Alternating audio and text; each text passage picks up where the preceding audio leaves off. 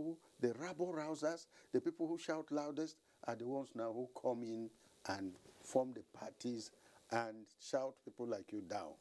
And because you want to be self-respecting, you steer clear. So we need to educate our children about how we started, where we started from, yes, how we got to where we are now, and see whether we can bring something from within to show our own system. Well, I think there's a very beautiful takeoff too for this second segment of the discussion. Today we found ourselves that in the northern part of the country we see very small boys and younger generations carrying guns. In the southwest, in the southeast, in the south, you find lots of problems of such a nature. You go and ask the Comptroller General of Customs. He will tell you their experiences. Even the NDLA, checking drugs, but they find guns yes, being imported into the country. Mm-hmm. And these are not one section of the country, no, all over. You find them there. This is the kind of things you encounter. Are we really under siege ourselves? Are we under siege? Do we really subjugate our freedom? You know, self-subjugation, as we said earlier before. And how do you see the situation today as against yesterday? It was easier, perhaps, to police yesterday than today. Yes, it's a complex nature of society all over the world. But what you know is Nigeria. Well, thank you very much for this very important question. And particularly when it is based on the issue of what can the community do to help in, strengthening the security of the society. Yes. We had the state community policing committees in every state. At the local government level, we also have the local government community policing committees. And these committees at the local government level, if I may start from there, is made up of, one, the chairman of the local government, the DPO, the traditional ruler, women's society, the market traders, all interest groups have representation. And same is replicated at the state level. And each is tasked to see policing, to see security as, a product of partnership.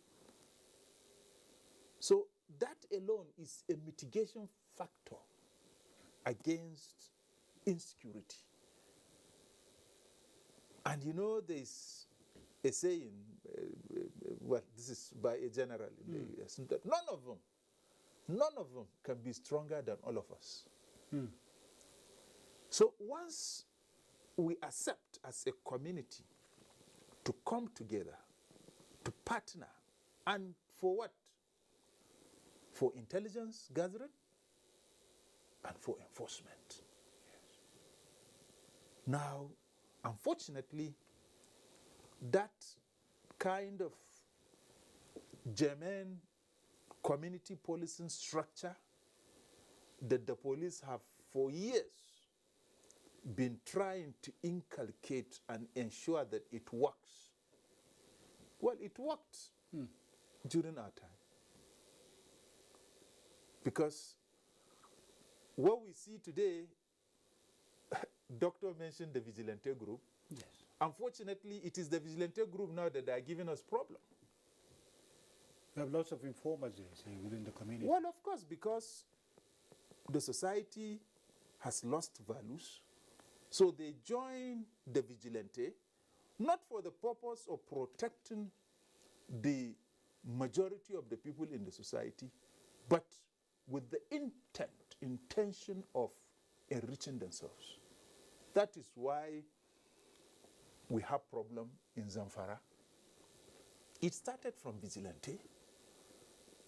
Vigilante taking cows from Fulanis instead of protecting them. We have similar problem in other states. Recently, if you have been following in Birnin Kebbi, in Zuru area, there's a similar problem. And many other places. So much so that even the government supported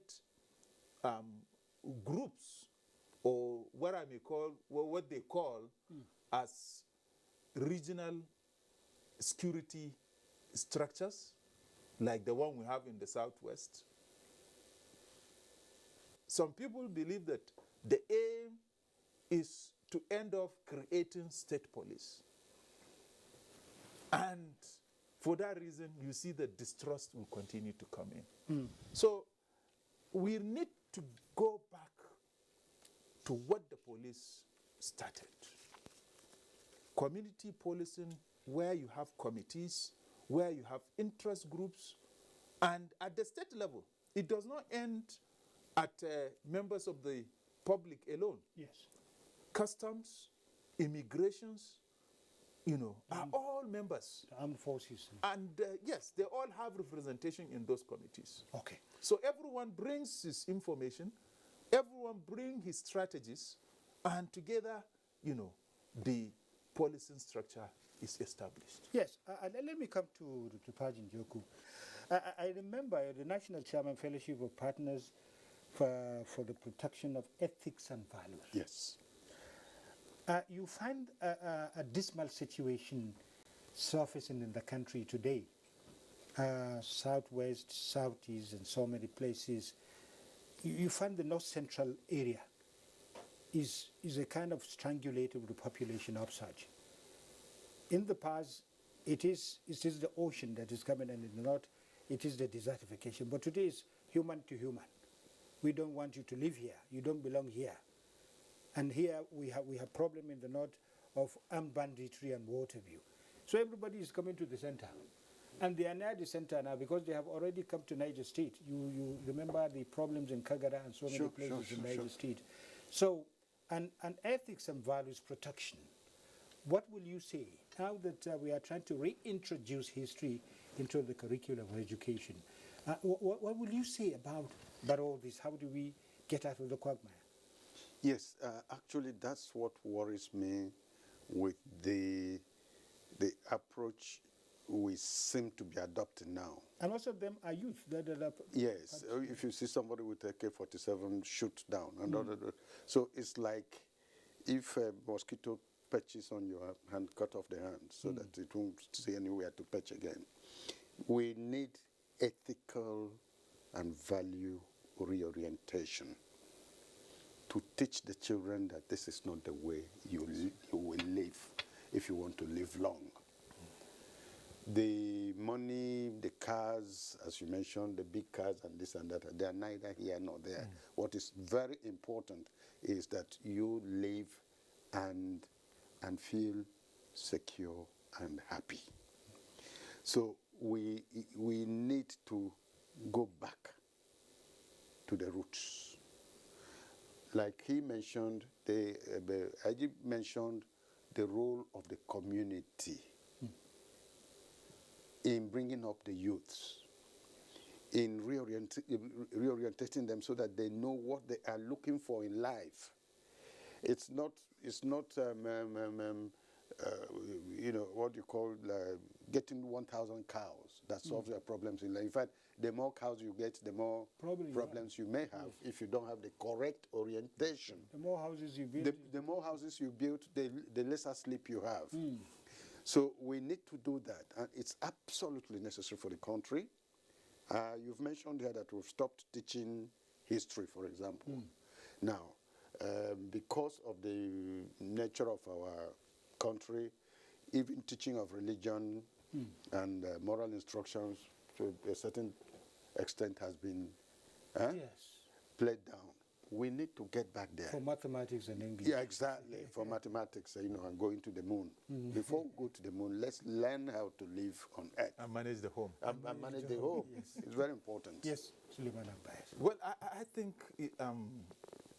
what Doctor has just said will help greatly in stopping a very serious development. Yes. We seem to be cherishing or admiring criminals and criminal acts. For materials. Materialism. Yes, materialism is there. The gangarism is there. And there is the need to show enforcement, to have enforcement, so that impunity will stop. Yes. That is my... Well, thank you very much for these wonderful contributions to the two of you are indeed, we are sought for, and that is why you are here at times of need, and these are times of need. So he too is an Omenico. Is he a Omenico one or two? No, I two. He will be two. Maybe I two. Or even three. No, he has already given me three. He has already given me three. Yes, sir. Yes. Well, thank you. That is the values we are talking about. You don't go near the chief or near the emir or Obi and Oba just like that. It was pathetic when during the SARS problem, the youth broke into Oba's palace. It's an abuse. It's a sacrosanct place. Yes. So these are the kind of things we were trying to avoid. And now killings, burning properties and what have you. Well, thank you very much. I think we've shown the light and people will find the way. Thank you very much, Malam Suleiman Abadokrapadi Njoku, for honoring our invitation. Thank you very much. That has been Moment for Talk. This is the second part of the second segment of the discussion we had last week. And thank you for watching. I do believe and I hope from this discussion we'll really chart a new course for one Nigeria. A Nigeria that will prosper and occupy its valuable place in that exalted position of greatness in the community of nations. Thank you for watching. Goodbye. Thank you.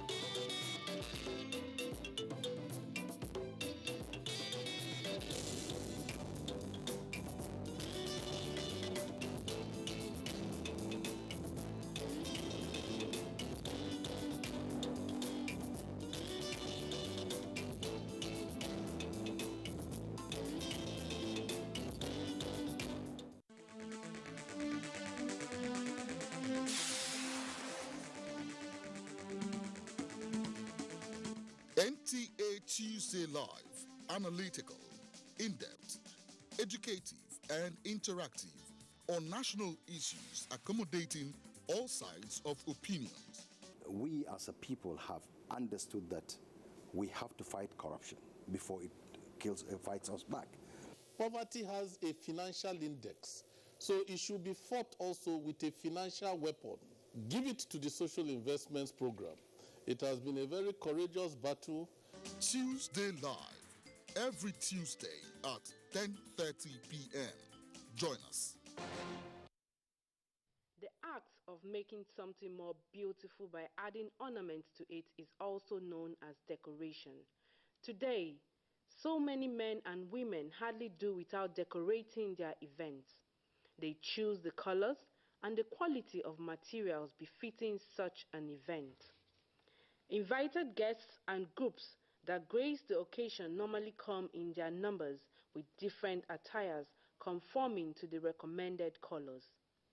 This practice is an indicator of cooperation and solidarity during ceremonies and festive periods. The purpose of wearing the dress can be to serve as self-identification with age mates, relations of friends during social occasions such as weddings, funerals, or parties.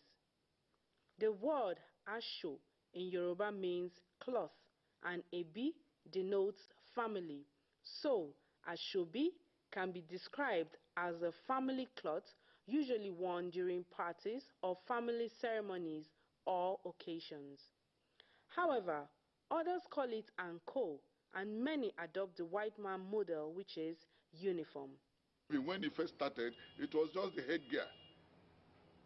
All the members wearing the same color. Gradually, today, they have moved down even to the dress and the handbag. Handbag to match, and even shoes. The question then is, how do we practice in our own locality in Benue State? Because of our association with the outside world, our people are bringing it and introducing it now in Benue State. They use it in order to make their events colorful. Almost all the Tiv traditional marriages, you see them making black and white ashobi. So for the Idomas, it's red and black. Then the Igede is blue and black on their traditional marriages, and even on their white weddings, they use black and white. How do you feel when your event is accentuated with different colorful attires? So much excited because I will know that at least I have a group, as in people that have identified with me on my day. I will be so excited, so joyously inside me. I will know that yes, so people, everybody will know that yes, these are so people, he belongs to them, so it makes you happy. What happens if the guests come with attires whose colors do not correspond with those recommended? It is not as if it is a must that you must wear ashobi. It's not for everybody. So if the chief celebrant sees somebody who is not into that attire, why will he or she not welcome the person? There are factors that could make people to disappoint you in that way. Some, it could be that they don't have the money to afford the material given. So it could be that they don't like wearing the same clothes with so many people. Inasmuch as decoration is aesthetic to an event, people whose attires do not conform with the color of the day should be free to partake in the merry-making or identify with others wearing the same uniform. After all, the essence of attending any party is just to celebrate with others and have a nice time. So, next time you're going out for that occasion, the choice is yours. Stay with the crowd or have your own unique identity.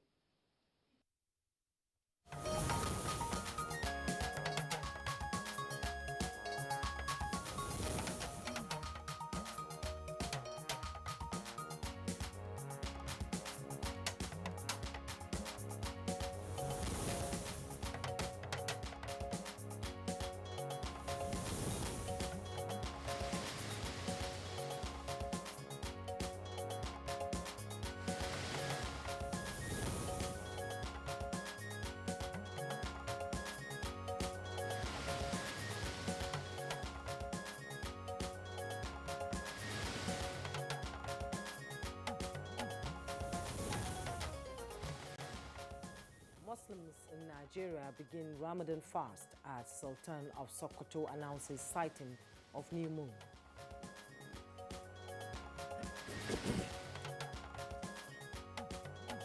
Federal government directs 2 terrestrial pay TV providers to migrate to digital switchover platforms. National Assembly to pass Petroleum Industry Bill before the end of April as pledged.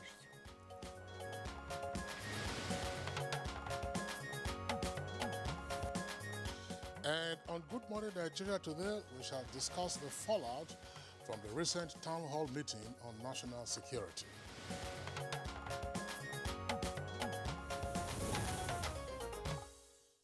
As part part of efforts to bridge communication gap between the government and the citizens, the federal government initiated the town hall meeting to keep the government governed abreast of government policies and programs.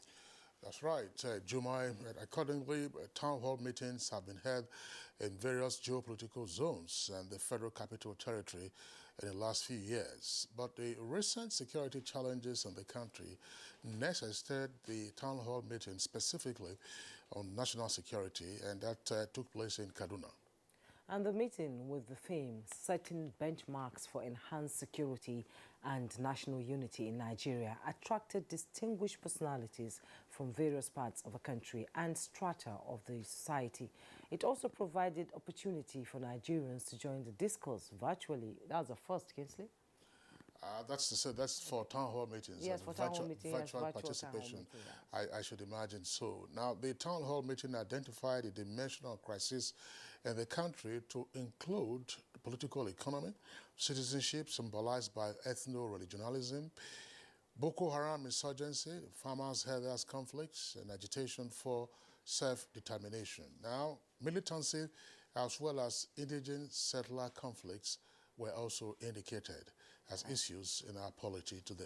Amidst other burning issues raised by the town hall meeting include proliferation of small arms and light weapons, ungoverned spaces, and lack of quality education for the teeming children of the masses.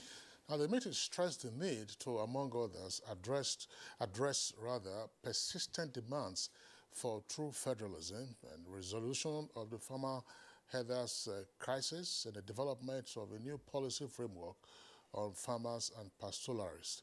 Now, there is also an indication for the development of a culture of accountability and the rule of law, which the presenters and discussants at the town hall meeting say are pathways to guaranteeing genuine security to the citizens. So the questions we need to ask is what really went wrong that led us to where we are today?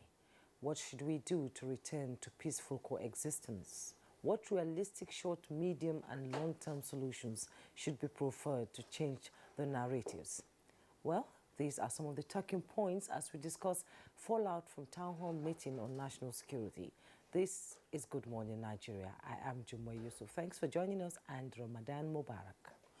And I'm Kingsley Osadolo. I join my colleague Jumai to also welcome you to the program. We're live on the network service of the Nigerian Television Authority. In the course of the program, we shall have newspaper review, business, and others. For now, let's join Joseph Johnson for the highlights of the morning news. Good morning, Joseph. Morning, Kingsley. Thanks for joining us. As Ramadan fast begins today, Sultan of Sokoto Muhammad Sa'ad Abubakar has advised Muslims to devote themselves fully to the worship of Allah. The Sultan made the plea while announcing the sighting of the new moon for the commencement of the Ramadan fast. Pray fervently for the blessings of Allah for our leaders at all levels to succeed in steering the affairs of our great country, Nigeria, and for the sustenance of peace and stability, as well as continue to pray specifically for Allah's intervention on these insecurity challenges and the pandemic we are going through. We further call on the Ummah to observe COVID-19 protocols during tafsir and congregational prayers, which include the 5 daily prayers, Jumu'at and Taraweeh. We also urge all Muslims to use this holy month of Ramadan to dedicate themselves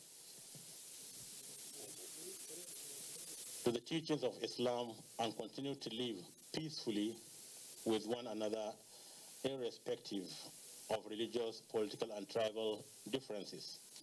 We appeal to the wealthy individuals amongst us to assist the vulnerable and poor people with food during this holy month to cushion the hardship people are going through.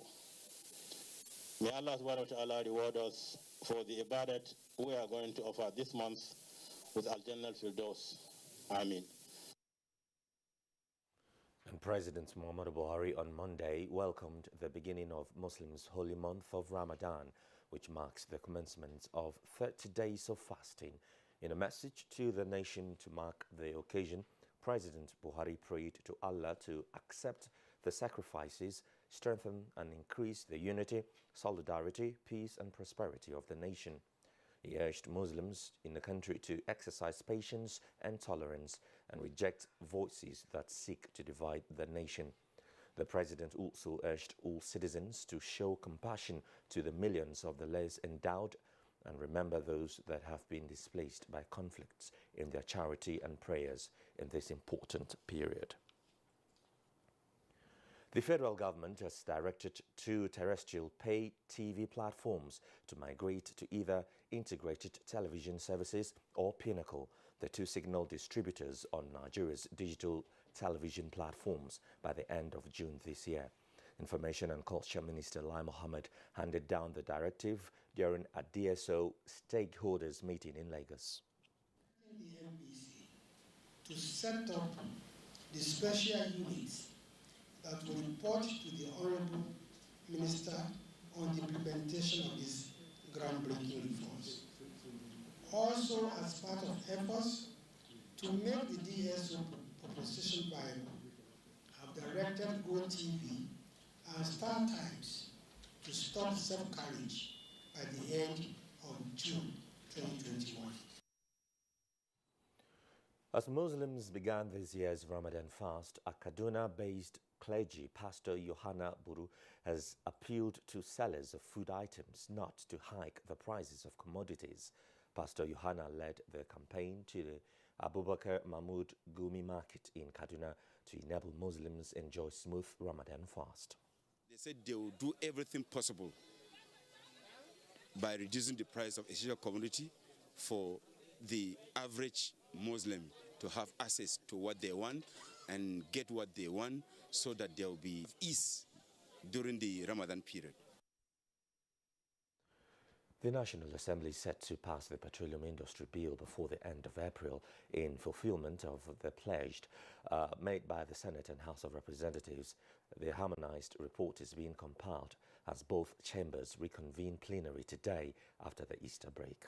Our promise to Nigerians for the passage of the bill before the end of April is on course, and the harmonized report of the Senate Committee and the House Committee will be laid before the House and the Senate for possible consideration and passage before the end of April. And finally, the Nigeria Center for Disease Control has confirmed 44 new cases of COVID-19 in 4 states and the FCT. In the figure released, Enugu has 22 new infections, followed by Lagos with 15, FCT has 4, Osun State has 2, while Kaduna State has 1 new case. With this, Nigeria has 163,837 confirmed cases of COVID-19, out of which 154,177 were treated and discharged, while 2,061 persons have now died of the virus. And that concludes the morning news. Good Morning Nigeria continues with Kinsley and Jumei after this break. Stay with us. Contemporary times require practical skills to remain competitive and relevant in your organization. Therefore, take advantage of NTA TV College short proficiency courses to sharpen your professional skills. Basic Broadcast Accounting and Auditing. Date 19th April to 30th April 2021. 2 weeks. Audio Engineering, Operations and Maintenance. Date 19th April to 23rd April 2021. 1 week. Protocol, Event Management and Public Relations. Date 3rd May to 14th May 2021. 2 weeks. Intermediate Camera Operation Techniques. Date 17th May to 11th June 2021. 4 weeks. The course fee for the 4-week course is 100,000 naira per participant. The fee for the 2-week course is 80,000 naira, while the course fee for the 1-week course is 40,000 naira only. Accommodation inclusive. Venue for all the courses is the serene and secure environment of NTA TV College near Old Government House, Rayfield, Jos. For more inquiries, please call 0803-314-4383 or 0806-980-9807. NTA TV College, Jos, training you to be the best you want to be. My name is Boss Mustafa, the Secretary to the Government and the Chairman of the Presidential Task Force on COVID-19. I've just had the rare privilege of taking my first dose of the Oxford AstraZeneca vaccine, and I can tell you that we are doing very well in terms of our response and the administration of the vaccines all over the country. As strategic leaders, we are supposed to lead by example, and the President did precisely that on Saturday with the Vice President, and we are continuing in that particular direction. The essence of taking these vaccines is to help us really fight this COVID-19 virus, and the combination of the non-pharmaceutical measures and the vaccine is the way to go in 2021 and thereafter.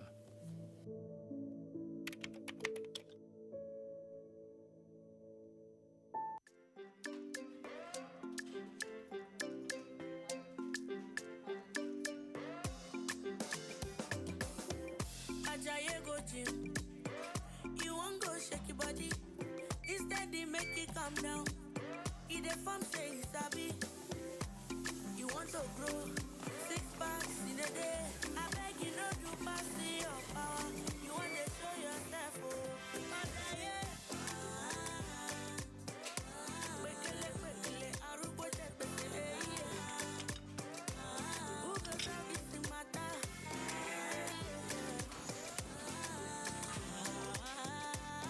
Whatever your size, find it with the new Airtel data plans.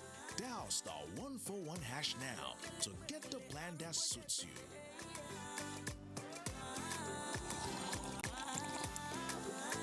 Airtel, the smartphone network. Like every mother, I'm worried about dangerous insects, especially mosquitoes, which spread diseases like malaria to my loved ones. This year, I'm not afraid. I'm using New Mortein Insta-Kill. New Mortein Insta-Kill's improved formulation knocks down mosquitoes 2 times faster. Not even a single mosquito is spared, because even one mosquito bite can cause malaria. Mortein Insta knocks down mosquitoes 2 times faster.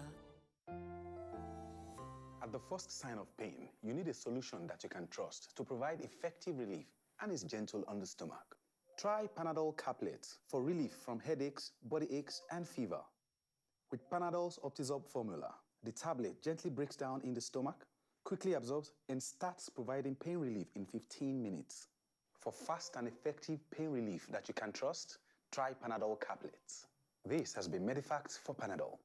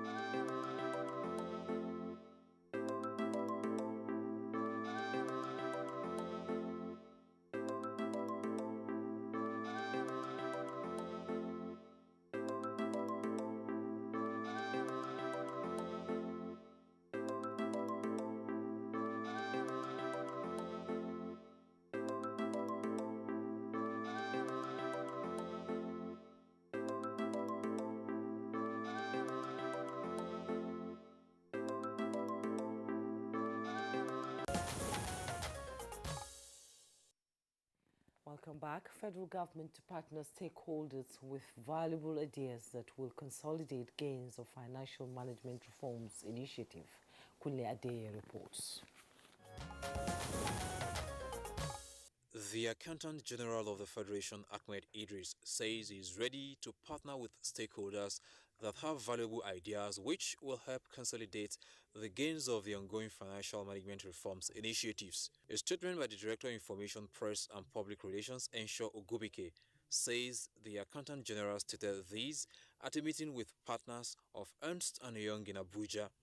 The AGF advocated for strong collaboration between some Treasury departments and EY Consulting to drive government reforms with the application of technology. The Accountant General of the Federation, whose office anchors the federal government's financial management reforms, noted that the overall success of the initiative is hinged on the implementation of result-oriented ideas. He called on stakeholders that can add value to government's efforts to come up And the equities markets on Monday closed on a negative note. The Nigeria Stock Exchange All-Share Index depreciated by minus 0.40% to close at 38,712.55 basis points as against plus 0.17% appreciation recorded previously. Its year-to-date returns currently stands at minus 3.87%. Market breadth closed negative as Japol Oil led 15 gainers as against 20 losers, topped by Stanbic at the end of Monday's session. 10.54% uptick recorded in the previous session. Fidelity Bank, Charms and Access were the most active to boost market turnover. Access and Guarantee topped market value lists. With business news, I'm Kunle Adeye. Thank you very much, Kunle Adeye, for the business package. Next for us now is newspaper review.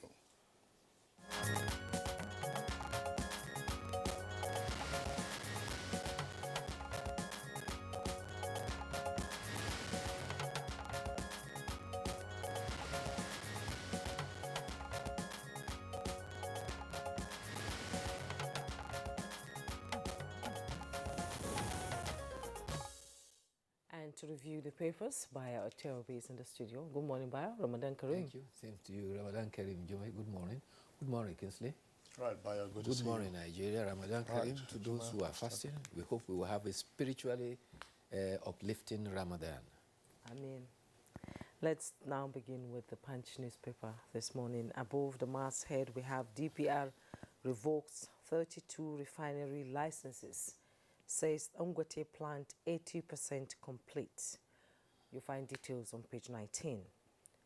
Nigeria making progress on the COVID-19 vaccine rapid testing kits. That's coming from the Vice President Yemi Osinbajo. You find details on page 10. Arms probe reps fume as COAS confronts panel. Emefiele shuns lawmakers. You find all that on page 25. We should criminalize vote buying, voter inducement. That's attributed to former President Goodluck Ebele Jonathan. Details on page 25. Below the masthead, we have cells overcrowded as Jason strike enters second week. Cuts short.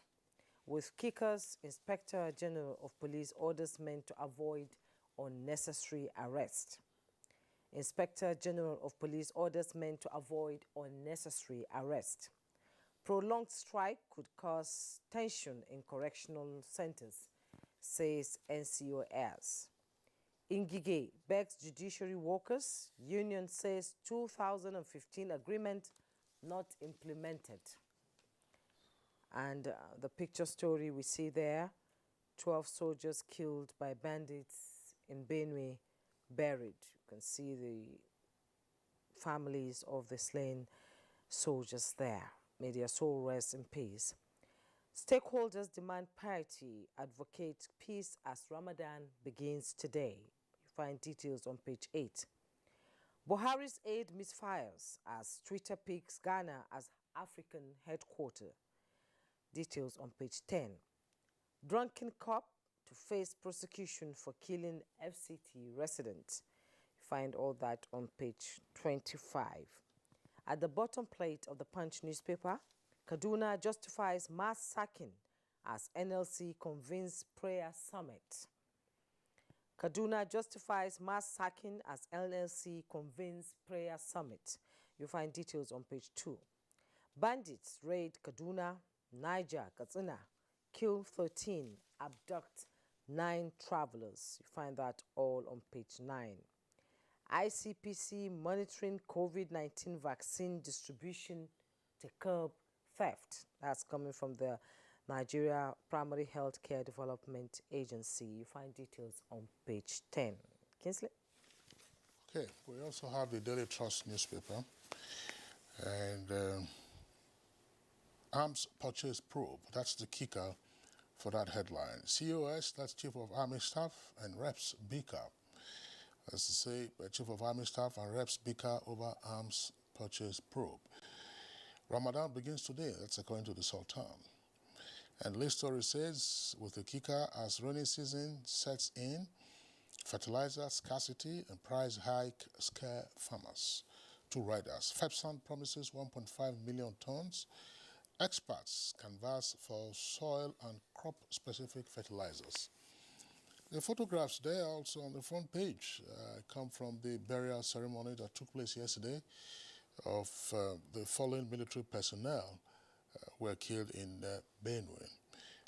The officers were buried at the military cemetery in Makurdi, and may their souls rest in peace. Airports on high alert over attack threat. That's on page 4. Bayo, let's quickly go through these ones here. Muslim faithfuls around the world commence Ramadan fast today. This followed the sighting of the crescent of the month of Ramadan, the 9th month in the Islamic Hijrah calendar. The Sultan also announced that today is Ramadan first, following the sighting of the moon, which was confirmed to his authority. He enjoined faithfuls to seek Allah's intervention in the security challenges facing the nation, as well as the seeking an end to the pandemic. Ramadan is the 9th month of the Islamic calendar, and Muslims fast from dawn to dusk. In the message, President Muhammad Buhari has enjoined Muslims to exercise patience, show tolerance, and also reject voices that seek to divide the nation. In his message issued by Senior Special Assistant Garba Shehu, he called on all citizens to show compassion to millions of the less privileged and also remember the displaced persons in conflict. He prayed Allah to accept our sacrifices, increase the unity in the nation, solidarity, peace, and prosperity of our dear nation. Armed soldiers have been drafted to a Bele village in Ohaku local government area of Ebonyi State, where they are supposed to be engaging gunmen. It is suspected that there is a clash between Mbo people in Ohaku and Agila community in Benue State. The initial speculation was that the gunmen were suspected to be herdsmen, but it's now been confirmed that it is a conflict between two communities. The police commissioner, Aliu Garba, has deployed policemen there too to restore law and order. Meanwhile, the bodies of 12 soldiers and one officer, a captain, that were killed by local militia in Bonta community in Koshinga local government area on Easter Monday have now been buried in Makurdi. The soldiers were on a peace mission between a communal clash between the community of Ukpu Ainu community over land dispute with the people in Kongshiga. Governor Samuel Tom has apologized to the families of the murdered soldiers. He promised to join hands with the army in supporting the bereaved families and also collaborate with the armed forces to ensure that the perpetrators of this heinous act are brought to book. The commanders of Operation Wild Stroke, as well as the 72 Battalion, were there when the last respect were paid to the officers who paid the supreme price in defending our nation. Former President Goodluck Jonathan has advised at a youth forum that those who violate the sanctity of the ballot should be sanctioned and should be tried. On the other side, he has also said that there is need to ensure that voters elect their people and not courts to decide who are to be the leaders. He was speaking at a youth foundation program in Abuja, and he described it as undue intervention, where the situation where you have judiciary determining election winners. He stressed that it is unhealthy for our democracy. Winners should be decided through the ballot box. In Imo State, Governor Hope Uzodinma has assured northern community members in Imo of their safety of their lives and property. It was debunking claim by some that people were leaving Imo State because of certain threats, especially before the attack of the police headquarters and the correctional center in Imo. He promised to enhance the security in all places. A special assistant to the governor, Suleiman Ibrahim, has described as false speculation that is making rounds that people were of northern origin were leaving Imo. He says that Imo is a safe place for them to live. Meanwhile, the Ogun State Police Command have arrested 3 members of a kidnap gang who were planning to invade Lagos-Ibadan Expressway. Actually, hunters who were moving around had sighted them and quickly hinted the police. And they had actually been waiting for over 10 days, looking for an appropriate time to strike. And eventually, when the police swooped on them, they arrested Nathaniel Jacob from Nasarawa, Issa Danladi from Kogi, and Abubakar Rabi from Niger, who had taken to their heels when they saw the police. However, the police caught up with them, and they confessed to planning and executing, and have been, in fact, responsible for kidnapping along the Lagos-Ibadan Express Highway. Just two of the stories amongst the ones that we have read and which you have also provided details. The story about El-Rufai saying that he wasn't elected to pay salaries. I think that the context should be further elaborated on, because 4,000 workers across 23 local government areas of the state received their disengagement letters from service. And the governor said that he was elected to promote equality of opportunity, to build and run schools and hospitals, upgrade infrastructure, and make the state more secure and attractive to the private sector for jobs and investments. Now, part of what the governor also said was that the public service of the state, with fewer than 100,000 employees and their families, cannot be consuming more than 90% of government resources, with little left to positively impact the lives of the more than 9 million that are not political appointees or civil servants. And I think that this is an issue that we haven't sometimes faced in Nigeria. We are often very sentimental about public servants, of course incorporating civil servants, to say, oh, you have paid salaries, and some governments regard that as an accomplishment, to say that you are not owing workers salaries in the first place. Of course, you have a contract of employment, and if a person is due for his pay, you pay him. But the point is, should employment of civil servants or even public servants be such a burden on the state? And I think that this kind of drastic appraisal is required. If El-Rufai, if he has done his math properly, and he says that fewer than 100,000, or even let's say 100,000 persons are consuming some 90% of the resources of the state, what is it that needs to be done? What is it that needs to be done? We know that government provides jobs, but government more critically provides an enabling environment for individuals and businesses to thrive. In fact, another dimension of it, which you may read, is that the NLC has now resorted to prayers on the issue over Kaduna. Again, NLC was happening on the fact that persons that were forcefully given letters and disengaged had not reached the age of retirement. Many of them are under 50, and they were given letters and disengaged. And another factor is that the state government says that it's not going to have more than 50 personnel for each local government in the state.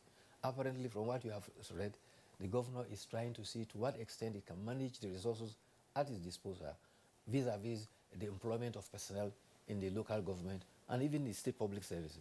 There are states in the federation that have an over-bloated civil service. There have been instances whereby many ghost workers have been found. In Niger State, for instance, by the time they reviewed the civil service, the quantum of the ghost workers that was found was almost a third of the population of the state civil service. Ditto for, I think, Sokoto and also Katsina State, and gradually some of these have been eliminated. So by the time the state government cleaned the organ stable, the same thing happened in Kogi. In fact, Kogi, they had a factor which they described as, how do they call it now? Is it diaspora workers? Diaspora ghost workers. Diaspora ghost workers. They don't even stay in the States. Yeah, yes. those are the diaspora ghost workers. But again, it is a factor of the fact that those who are in Kogi now, some time ago were in Ikwara. Another time they were in Benue. And then they came back to Kogi. So you have some of their workers in diaspora in those other states. No. Those are real workers. The diaspora ones were the diaspora ghost workers, were those who were manufactured by those in charge of the payroll. We had an official of Kogi State government join us some years ago on Good Morning Nigeria to explain this and to see how the bogus names, had been expunged or exposed and expunged from their payroll, thereby saving the government lots of money. But the key point has to do with, if RFI says, look, I did X number of persons, or the state needs X number of persons to function in local governments, the question should be, what is their job schedule? And then how does ICT facilitate their work? Because again, this is a question that we also have to ask ourselves. When you go to a number of offices, local, state, and federal, how many civil or public servants are actually doing their job? How many hours do you sink in for a day's job? And what is your productivity? What are your outcomes? At the end of the month, they haven't paid us.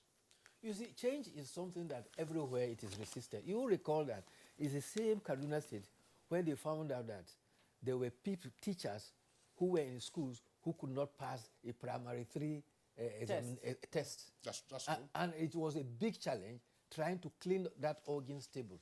So change is always resisted, but when you have the courage to do it, at the end of the day, a credit will come when there is positivity in that change that has been Okay, Bayo, thank you so much for coming. Thank you, too. I was going to say the second issue, but that's by the way, former President Goodluck Jonathan talking about the judicialization of politics. Yes. That we are having election cases being decided by the courts, and that candidates are being returned by the courts and not by the electorate. Yes. That's a very serious issue. Yes. A number of other prominent citizens have also spoken about that. There is need for us to examine this and say, look, what should be the proper and ultimate role of the judiciary in election disputes? Is it to declare winners? So does the court now become the returning officer, as it were, of elections, or otherwise? That's the point that former President Goodluck Jonathan, food for thought, and I think it's something that... Yes. Did you see that other story? Which one? Where they impounded pomo? Yes, from Madagascar. Imported from Ghana. I don't know. There are all kinds of things that pomo from Madagascar, yes. we no longer have. What business has pomo to do in Nigeria? Ask me. We should be able to produce the best pomo for anywhere in the world. Bayo, Juma already thanked you for being with us. We'll see you again tomorrow. All right. It's Good Morning Nigeria live on NTA's network service. We're taking a short break now. When we return, it will be time for our conversation segment. Dialogue, empathy, love, and unity. These are vital components of nation building. For all to be well, we appeal that we should refrain from volatile, provocative, inciting messages and language. Let's build and not destroy.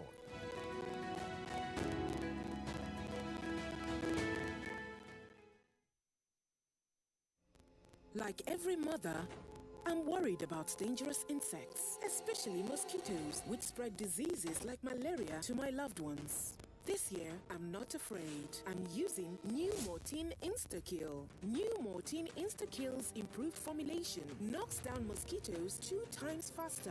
Not even a single mosquito is spared, because even one mosquito bite can cause malaria. Mortein Insta knocks down mosquitoes 2 times faster.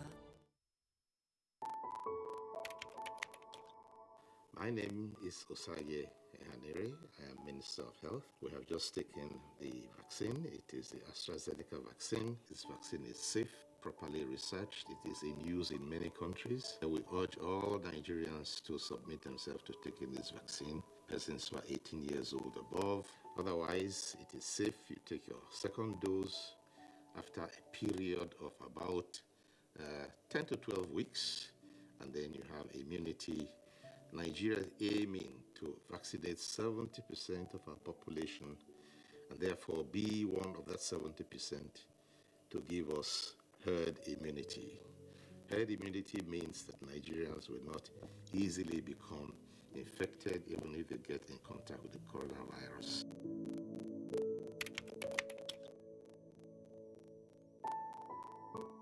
These days, people get their news and information from more media sources than ever before. Some of the news and information given are fake, unverified, doctored, and manufactured to create confusion, stir disaffection, and cause disunity. Before you believe or share any news, ask yourself, is this real?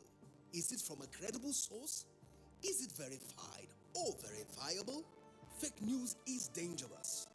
Whether you do it for fun or for political gains, real people can get hurt. Fake news, don't create it, don't spread it. This is a public service announcement from NTA. Life can be very eventful. We curiously expect things to happen, even when we don't know what. Our human nature makes us like and repost lots of information.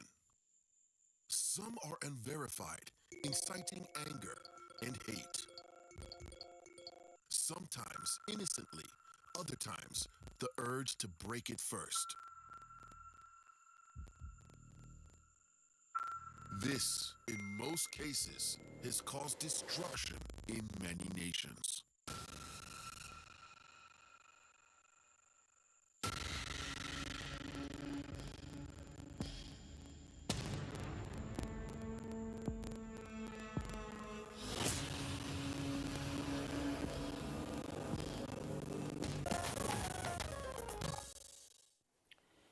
And as a prompt for our conversation this morning, let's take this report put together by Anthony Forson.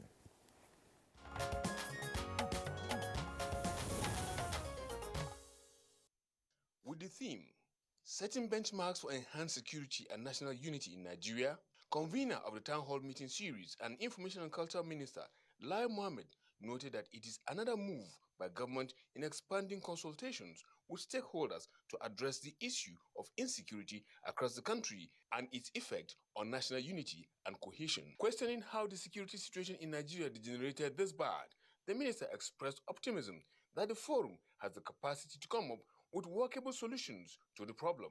The correct starting point towards addressing this myriad of problems is the building of an elite consensus on the security, unity, indissolubility, and peaceful existence of Nigeria.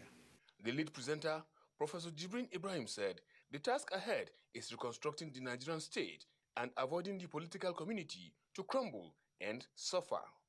My point here is there is a discourse on governance that has been unable to intellectualize and contextualize narratives about marginalization.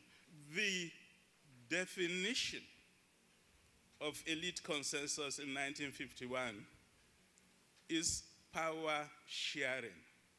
It is not, it's my turn.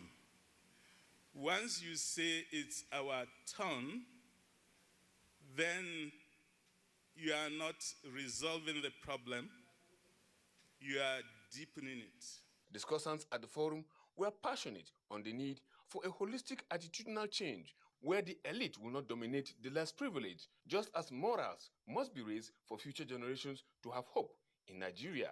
Now, misinformation about breakup is sad and will continue to deny the nation many benefits of political restructuring. The consensus of the elite is a challenge because what we need to question, who are the elites of today? Do they represent the type of elites that we had who fought for independence? With submissions such as this, the broad-based and all-inclusive town hall meeting will come up with short, mid, and long-term solutions to tackle the issue in the country.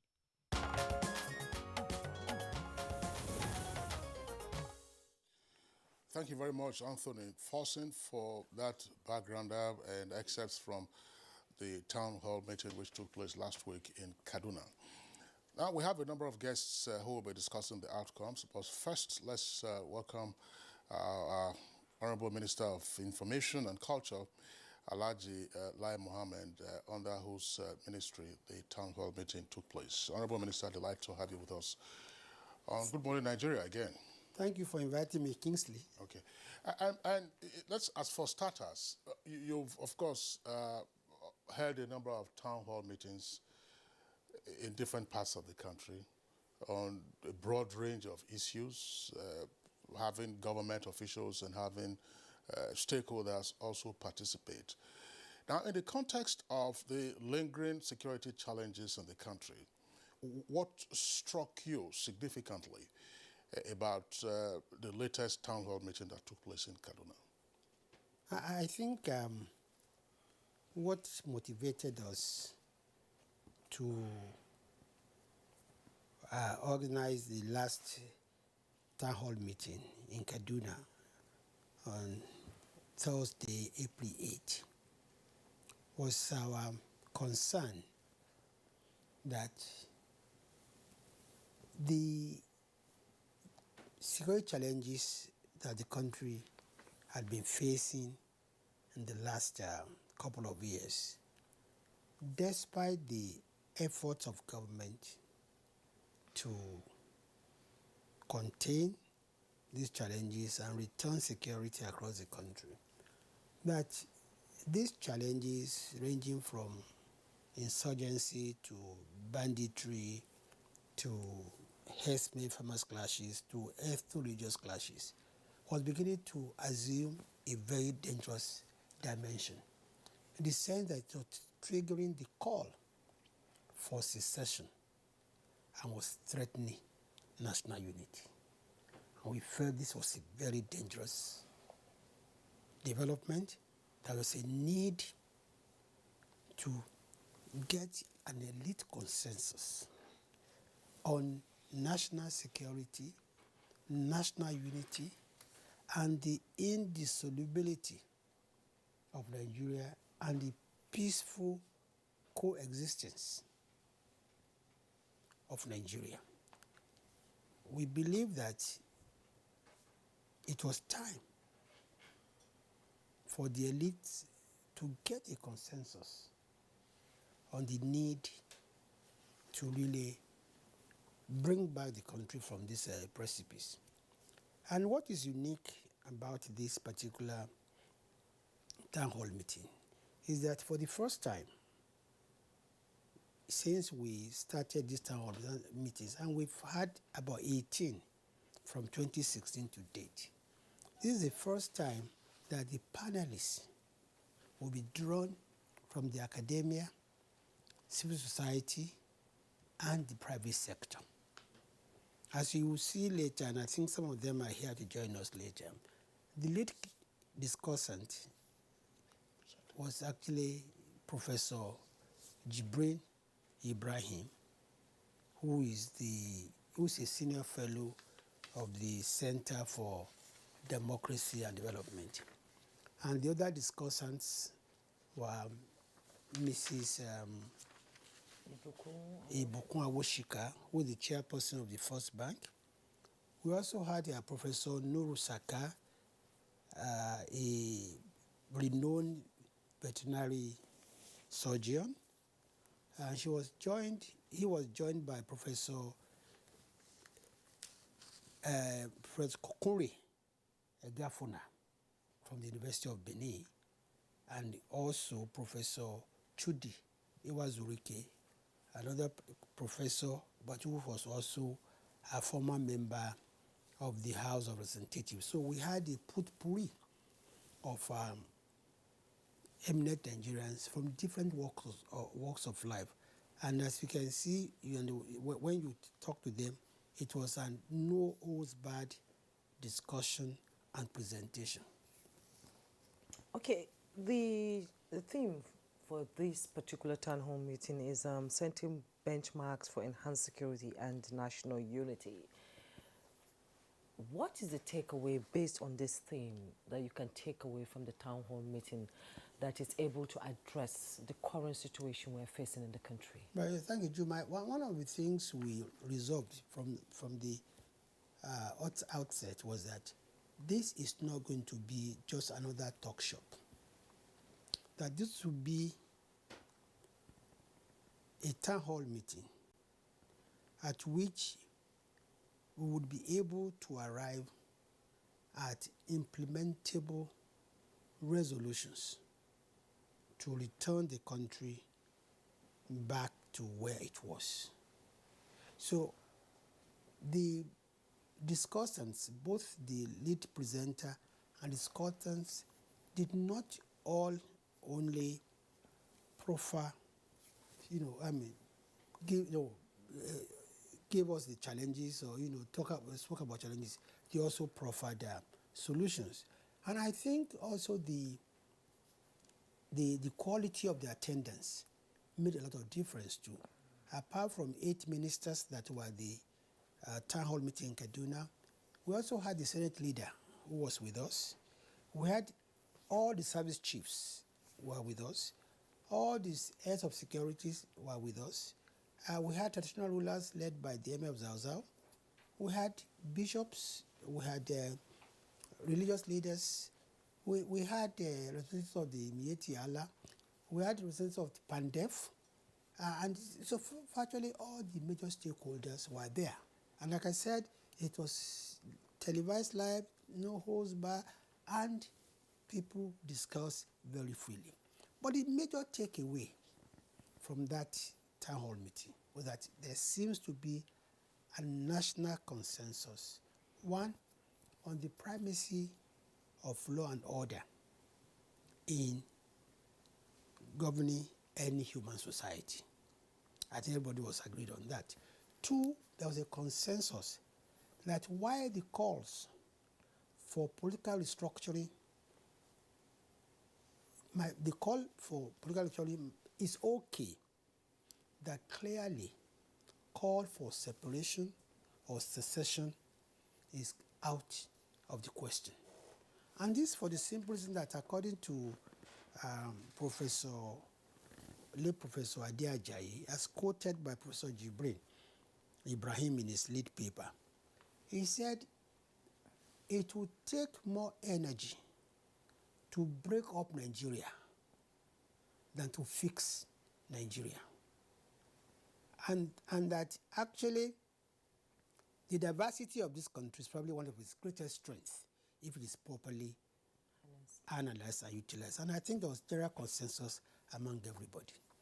Now, another consensus among everybody was that the judiciary needs to be decentralized and reformed, and that this should be done via constitutional amendment.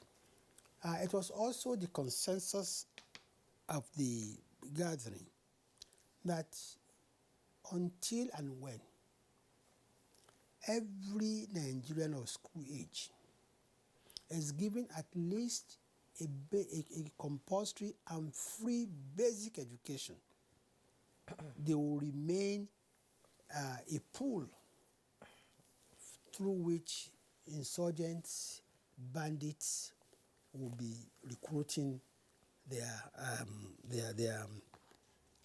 personnel. There was also a consensus that more autonomy should be given to the local government so that they will be able to take better control of their areas, especially the large ungoverned areas in various parts of the country.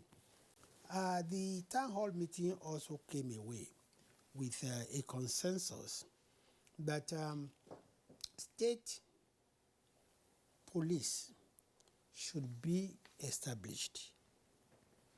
National Assembly and the state houses of assembly should support this effort, because that's when the governors would have a better control of their states. It was also agreed that the military, the police, and other security agencies should be expanded in number.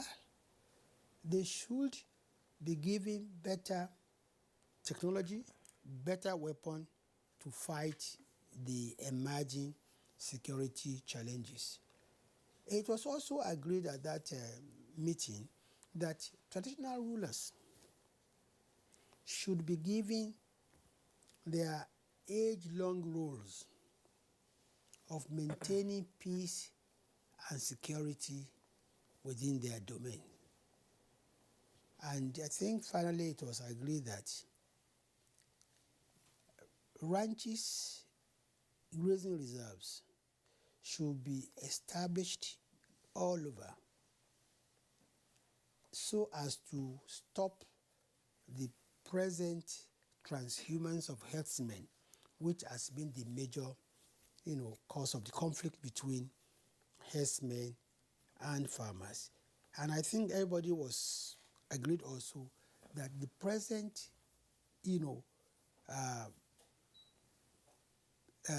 manner of animal husbandry is not sustainable, either for the herdsmen or for the farmers or even for the country at large. And I think another consensus agreed upon that meeting, that town hall meeting, I think had to do with, yes, I've spoken about education, I've spoken about judiciary, I've spoken about the fact that we all agree that, secession is not an option. We agreed on the need for local government to be given more autonomy so that all the ungoverned spaces would be taken care of. The need for the military, the security agencies to be expanded in number, and the need for them to be given the necessary equipment and technology to fight the emerging security situation. So largely those are the issues that were agreed upon, and we took it upon ourselves that we are going to unpass these resolutions to the Federal Executive Council, to note and for implementation. And we also encourage the governors, especially in the northern parts of this country, to include in their next year budget the need to, have ranches, grazing reserves with modern amenities, schools, watering points, and the like. And when you speak to the discussant, especially Professor Nurusaka, he would amazingly tell you that all these were programs that had been embarked upon by previous administration. And I'm sure when you have the opportunity also to invite the governor of Kebbi State, who is actually the vice chairman on the National Livestock Transformation Policy, we will find out that we're actually on all fours with most of the resolutions agreed upon at that Thank you very much, Honorable Minister, for a recap of the resolutions of the town hall meeting. But let's back up a bit. Was there, from the conversations, sufficient, in your view, appreciation of the existential threat that the country faces on account of the multiple security challenges in different parts of the country? And more particularly, how we got to where we are today? Because you talked about the town hall meeting resolving on the primacy of law and order. So, one question would be, how did we become so lawless, and how therefore do we get out of it? You see, Kingsley, what emerged from the town hall meeting was the realization that we got where we got here over the years. As a matter of fact, I think either Professor Nuru or Professor Jubrin or both of them said these things can be traced to the last 4 decades. And also that there are actually some factors that we just ignored, which would have made a difference if we'd only taken them much more seriously. Now, take the issue of population explosion. In 1950, the Nigerian population was only 33 million. Today, it is 200 million.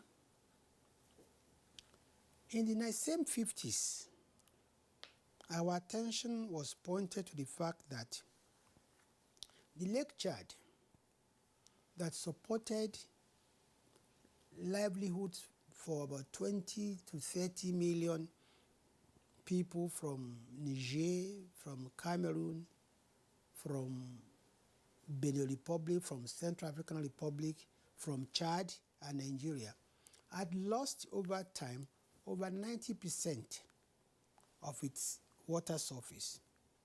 And as such, has been responsible for a lot of migration southwards, not just in Nigeria, but even from outside Nigeria. And the consensus of everybody was that actually what you're witnessing today in farmers-herdsmen clashes is actually a struggle for scarce resources, water, grazing land. Basically, that is what it's really all about. But it's been invaded by criminality. Now, another consensus agreed was that the banditry we are witnessing in Nigeria today is largely due to failure of governance over the years. And I remember Professor Jibril recalled that in 1973, the federal government, then headed by Major General Yakubu Gowon, held a national retreat at which the government was asked to come up with a national pledge. That national pledge should be, what should Nigeria do? What should be a national pledge that will ensure that we don't go through another civil war? And that the government, the cabinet came up with one single national pledge, which is that every child born after January 1970, which was the end of the Civil War, must be given free and compulsory primary education. That this was amended to include basic education, which means the first 9 years of education. That was the national pledge. But it was abandoned. And that's why today you have this army of uneducated, out of school children.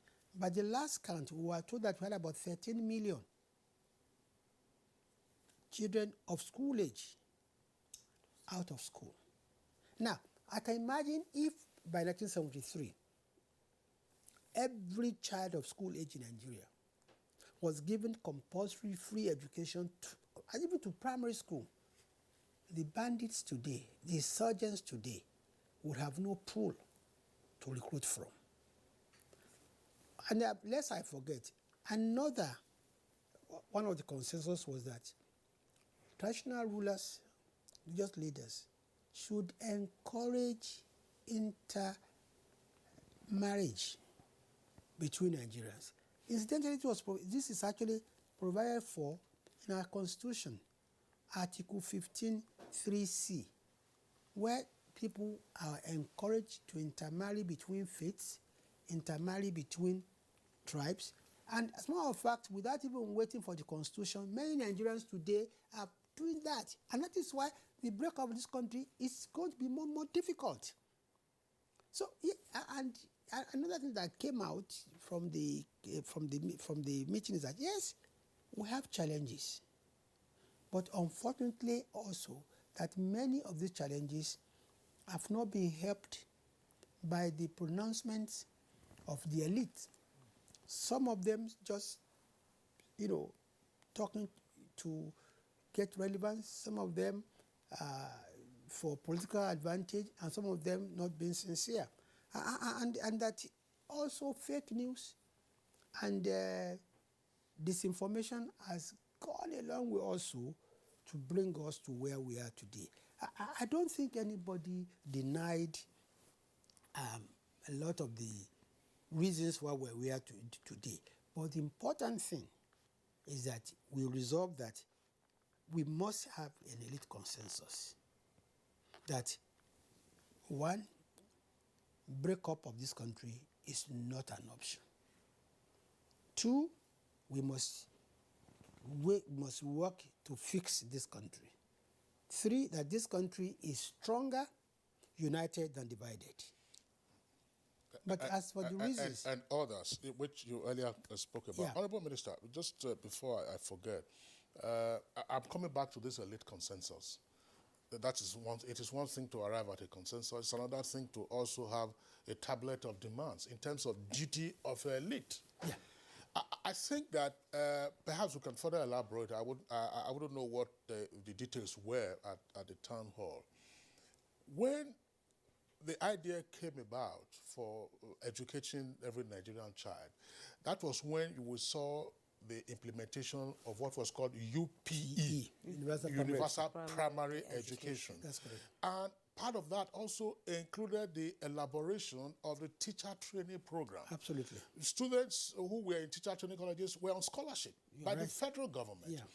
And students who had passed out of secondary school had an opportunity of doing the so-called pivotal program 1 year to enable them provide the manpower for the pupils who were expected to come in. But again, as you said, somewhere along the line, we have thrown away teacher training colleges, and then the population... You see, Kingsley, it's nice you brought this up.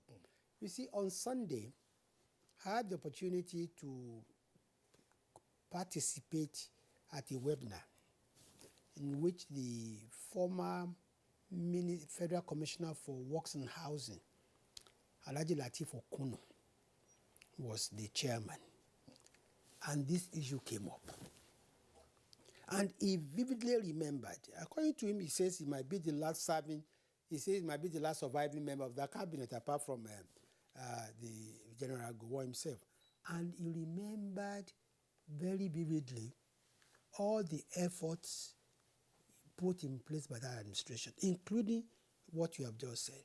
But according to him, the original plan was for this project to be financed by the federal government, but to be administered by the various state governments. But according to him, instability in government, the various military coups. Yeah, Gowon was overthrown in 75. Precisely that. That's right. Like yes.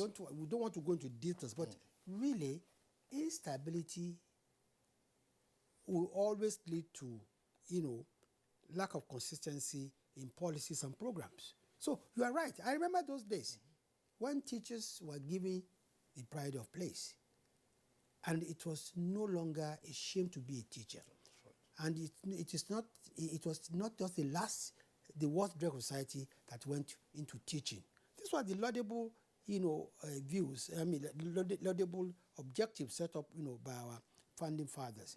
And when you speak to Professor Nuru Saka, you'll be amazed that before now, in this same Nigeria, that farmers used to invite herdsmen to come to their farms, drop manure for a few weeks, and go back. Yes. And during dry season, also invite, herdsmen to come and bring their cattle to eat up the room, sort of clear the field. The field. The chaff or whatever. And that was a symbiotic relationship. Yes, an understanding between so where did we get it wrong? So that is the point where we got it wrong, Juma. That's where, Honorable Minister, let's speak to ourselves as the elite. Yes. You've talked about the consensus we have arrived at, primacy of law and order, indissolubility of the country, LG autonomy, state police. What is the role of the elite class? We are seeing millions of out-of-school children. We are looking at them, and I'm sure, Honorable Minister, you have seen cartoons of mocking the elite to say those whom we ignored to educate yesterday are the ones to whom we are now paying ransom. You see, I have told Kingsley, what did I say? I said if only the 1973 pledge was sustained faithfully by various governments, the insurgents will have no pool to recruit from, nor the bandits. And like Professor Ibrahim, Jibril Ibrahim, who we are going to talk to now, he was quite emphatic on this, that the failure of government to implement some of these reforms is what we are suffering today. And Professor Nurusaka also amazed us with the kind of agricultural projects that was embarked upon by various governments. The fact that there was virtually no part of this country that did not have a grazing reserve or a ranch. And what even amazed me most, and I'm going to talk to him, is that we don't even understand that the economy of animal husbandry is even probably bigger than the oil economy. He said, for instance, is there any village in Nigeria that you don't have either an abattoir or a butchery that people sell meat? How many people work in each abattoir in Nigeria? Look at the transportation business. It will collapse if there's no, transportation of, cows and sheep and goats. He gave a further example to say that, look, we've succeeded in applying technology to poultry and piggery. Unfortunately, we have not succeeded in applying the same technology to, cattle. And the reasons he gave are that, look, largely cultural, but again, because we lost the ball. I'm sure he will be here to speak to, and he gave a very good example. He said, look, culturally, the average Fulani man believes more in quantity than quality. And that your status in society is measured by the number of cows you have, not really by how fat they are, how productive they are. And that we need a lot of advocacy. That we will get there, but we won't get there overnight. And that this herdsmen that we were talking about, it happened in other parts of the world too. And that's why I have a lot of faith and confidence in the livestock transformation program of this administration, because it will end up to everybody will realize, whether you're a farmer or you're a herdsman, that the present system is simply not sustainable. Okay. I was just wondering, Juma, just this aspect of it. There's a lot of anger, bitterness in the country, bitterness towards one another, which can be framed around the sub-issues of ethno-religiosity and so on and so forth. Was there a pathway, for instance, to how we can begin to dilute this bile and this anger that we all feel towards, or persons feel rather, towards one another and even towards the country, that has led to calls for secession and so on and so forth, even though, as the consensus also indicated, we are better as one united country. Is there a way we can begin to dilute this anger and bitterness? Absolutely. See, Kingsley, the problem is not that we're not talking enough in Nigeria. But we're not talking to one another. We are talking at one another. The problem is that we have allowed sentiment, emotion to color our conversations. People are not even ready to understand the other man's viewpoint. You see, and this is why the issue of education is very important. Professor Ibrahim Tahir reminded us that in 1958, the late Sultan of Sokoto came up with what was called a common book of prayers and learning that was compulsory in all schools and public functions. It's a book in which There's the Quranic version, there's the Bible version, quotation, in respect of the oneness of God. A man that does not understand his own religion, how do you expect him to be tolerant of the other religion? This is the part of the problem we're having today, sir. You have people who don't understand their own religion, who don't understand that the two religions, Islam and Christianity, are called people of the book. Including the Jews. Including the Jews, exactly. But look, when last was civic taught in Nigerian schools?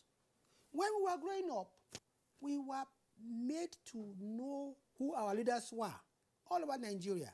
Another thing I think President Bring, and I hope you should interrogate him on, is that there was an elitist consensus in 1951 by Nigerians that the only form of government that can work in Nigeria is a truly federal structure where nobody will feel marginalized. And he made a point that when people talk about marginalization, everybody thinks it's being marginalized. And that we should start focusing at Nigeria rather than Yoruba, Igbo, Hausa also. And that what happens today is that elections are not about, having a good government. It's about my turn, your turn. When is my turn? I do this. When is my turn? I do this. So really, this is why I think our elites have a role to play. You see, we must decide as elites that we want this country to work. I want to pass it to our children. Because as rightly said, if the children of the poor are hungry, those of the rich will never sleep well. At all. These are the issues that were discussed at a no-holds-barred. And honestly, many of them are not rocket science. We all know this, but we must, as elites, put our interests last and put out of Nigeria first. And on that note, we will thank you for coming on the program. Alhaji Lai Mohammed, Honorable Minister of Information and Culture. As always, your input is appreciated. Juma, thank you very much. It's a pleasure to be with you. Thank you so much. We'll take a break now. When we return, the continuation of this conversation will begin.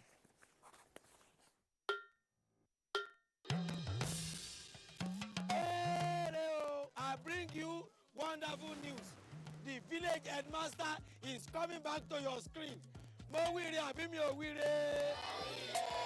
Teacher,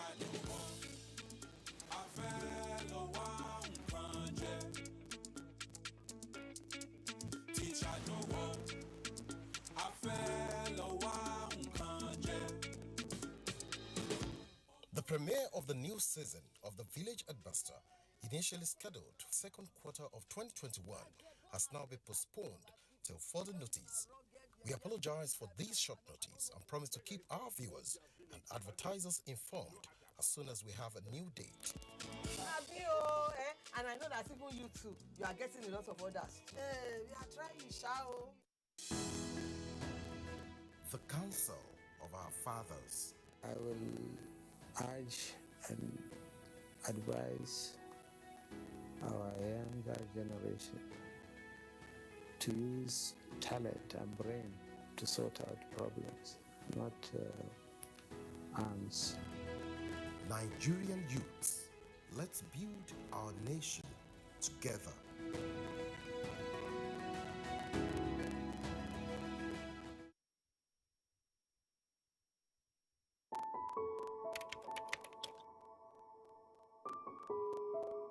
My name is Dr. Faisal Shuaib. I am the Executive Director and Chief Executive Officer of the National Primary Healthcare Development Agency. Earlier today, I took my first shot of the AstraZeneca vaccine. Despite all of the delays, all of the doubts, here we are, Nigerians can finally access the vaccines. I hope that Nigerians will come out and get these vaccines because these vaccines are safe, they're effective, and they truly work. Over the course of the next few weeks, we have to continue wearing face masks, we have to do social distancing, but I know eventually once we're able to get herd immunity, then we'll be able to stop all of these non-pharmaceutical interventions. To get the vaccination, you should go to the NPHCDA website. There's a link on there that you click and you can register and schedule exactly where you want to get your vaccine. These days, people get their news and information from more media sources than ever before. Some of the news and information given are fake, unverified, doctored, and manufactured to create confusion, stir disaffection, and cause disunity. Before you believe or share any news, ask yourself, is this real? Is it from a credible source? Is it verified or verifiable? Fake news is dangerous. Whether you do it for fun or for political gains, real people can get hurt. Fake news, don't create it, don't spread it. This is a public service announcement from NTA. All right, you are watching Good Morning Nigeria, reaching you live on the network service of the Nigerian Television Authority. We are continuing our conversation on the outcome of last Thursday's town hall meeting on national security. A while ago, we signed off the Honorable Minister of Information and Culture, under whose ministry the town hall took place. We're having some other participants now at that town hall meeting. They've been referenced on several occasions in the course of today's program. First, let's welcome Professor Jibrin Ibrahim, who was the lead presenter at that town hall. He's also a senior fellow, Center for Democracy and Development. Professor Jibrin, delighted to have you again on Good Morning Nigeria. It's a pleasure. We also have with us in the studios the Director General of the National Orientation Agency, Dr. Garba Abari. Dr. Abari, delighted to have you with us. Good morning, Kinsley. Good morning. Good morning. Good morning, Sister. How are you? And also joining us from our Ilorin studio is Professor Sakanura, veterinary expert and discussant also at the town hall meeting. You're welcome to Good Morning Nigeria. Thank you very much indeed, and good morning, Nigerians. All right, gentlemen, a pleasure to have you with us. I know that Jumai, there's no female amongst them who, of course, is participating in this conversation. But we know that there are many matters. There are many matters arising.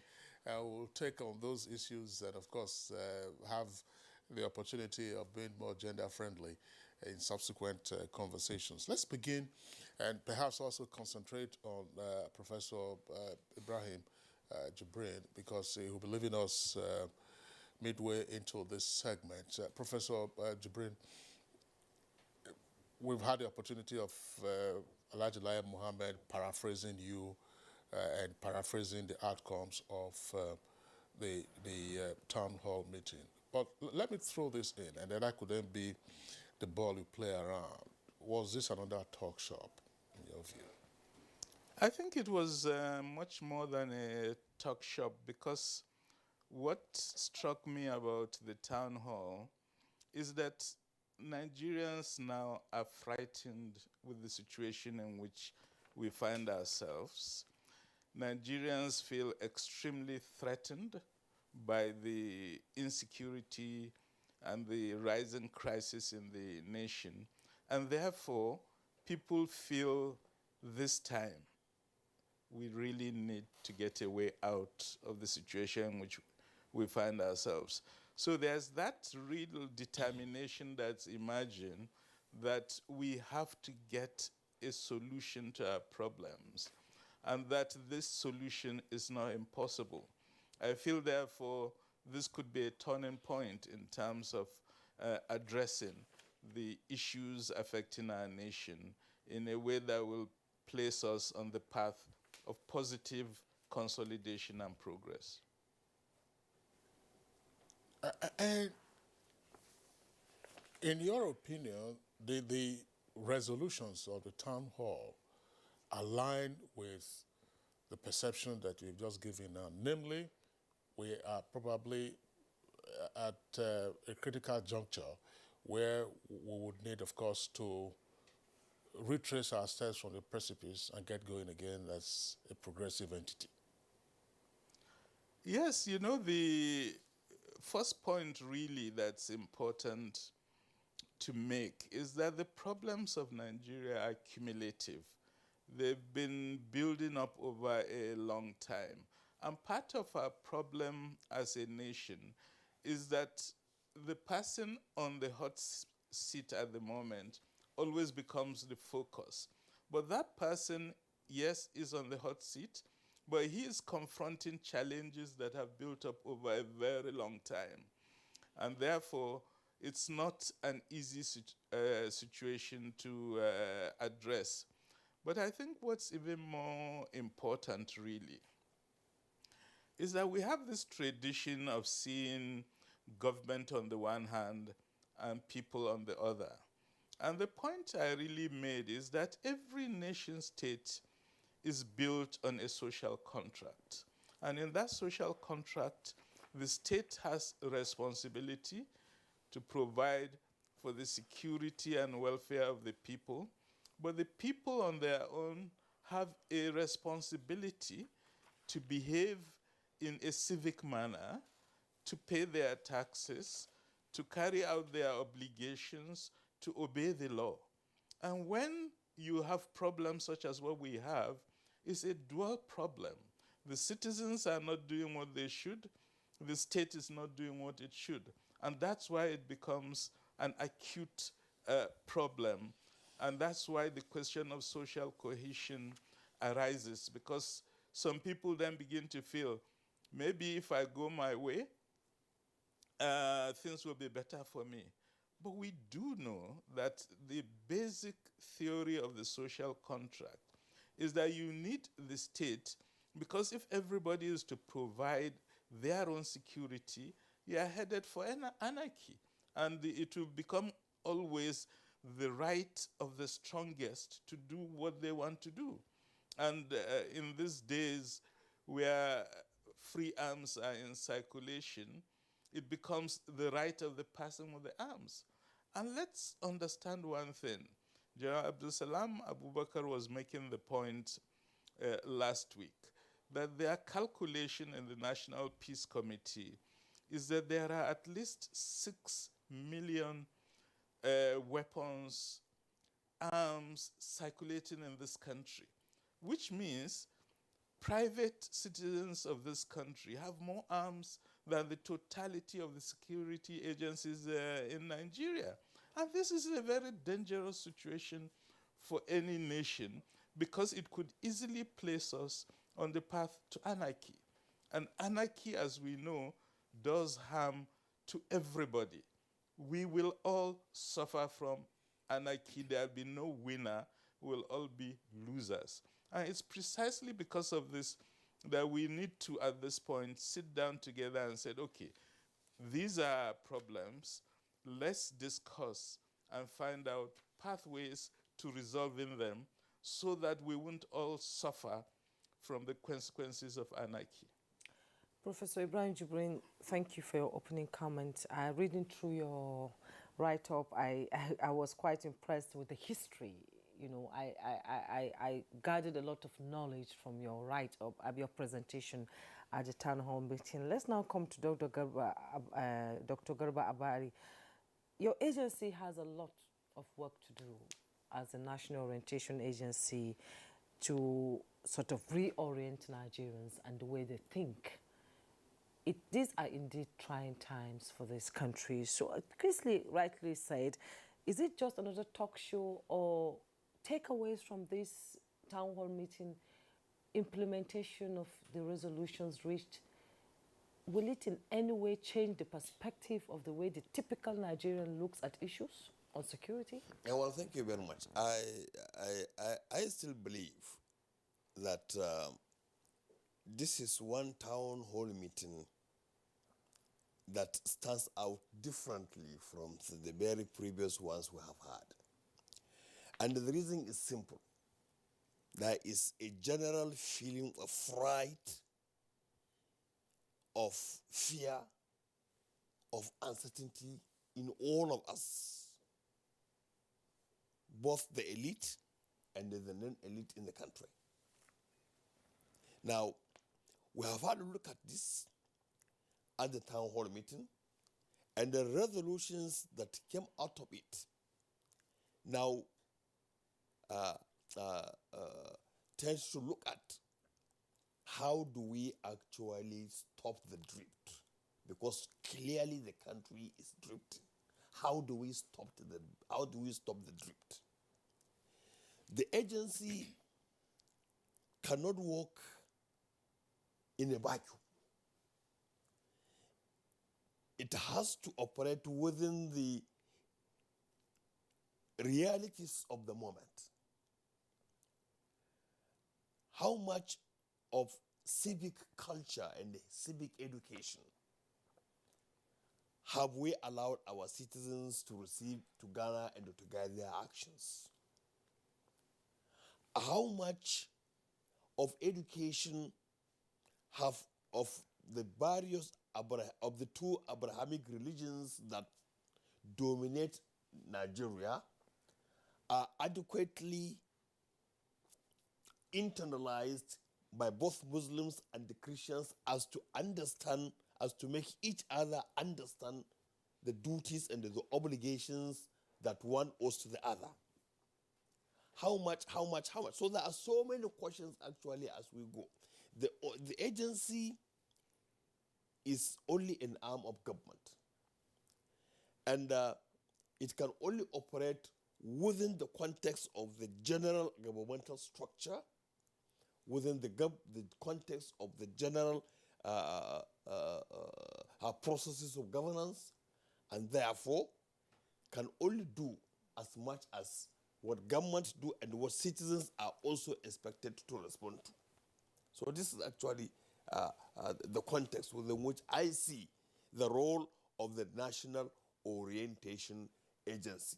Now, we are having a citizenry today that is largely, I'm sorry to say, but I cannot say low in quality, but a citizenry whose behavior has been guided by impunity, by lawlessness, by lack of values for trust, for integrity, for social justice, for. So how much of the role of the individual is there, you know, in the reconstruction of the kind of society that we are trying to see or they are trying to build, and how much is government trying also to do by way of making both its responsibilities and that of the citizens come together to reconstruct a new society. All right, thank you very much, Dr. Abari. Let's bring in Professor Saka Nuru to get his... The is going by 8:30. Yeah, he said it will leave at 8:30, but I don't think his clock or his watch is on 8:30. Yeah, they set it deliberately behind by 5 minutes. That's why we want to go over to Professor Saka Nuru, the vet expert, and it was also a discussant at the town hall meeting. Professor Saka Nuru, Alhaji Lai Mohammed spoke highly of your participation at that town hall meeting. And the whole idea, of course, trying to get an elite consensus on the way forward out of the current crisis that we are facing. In your opinion, did you arrive at a consensus? And if so, from your professional point of view, what are the highlights and what are the likely challenges of implementation? Thank you very much indeed for the questions. First of all, we are in this country, on daily basis, we have been bombarded with reports in the newspapers, in the media, about one problem or the other. If it is not kidnapping, it will be farmer-other conflicts. It will be all sort of thing that really frightens life out of you. But there are solutions. But we are not the only country which are faced with this. Only ours is possibly a little bit more exaggerated. The same problem of pastoralists is one of them on the item. Now, there had been a lot, as the minister said, there had been a lot of this living together with the pastoralists and the farmer for centuries in this country. There was no problem at all. Right now, in the western region, and I was there even last week or so, there are Fulanis who have been born and bred in that area. They speak Fulani as well as Yoruba, more than the Yorubas themselves. They are more than 80 years of age. They were born there. There was no problem with them up to today. Why now things are starting? I think there are many reasons. One of them is the climatic change. But the climatic change should not have that reason at all. Because even a decade ago, there was a climatic change. There is dry season, there is wet season. And these Fulani, the pastoralists, they only concerned for the welfare of the animals. Wherever they can get the best, more than even for their family. Wherever they can get food and water, that's where they are. So they move from here to there. So they've been moving for a long time.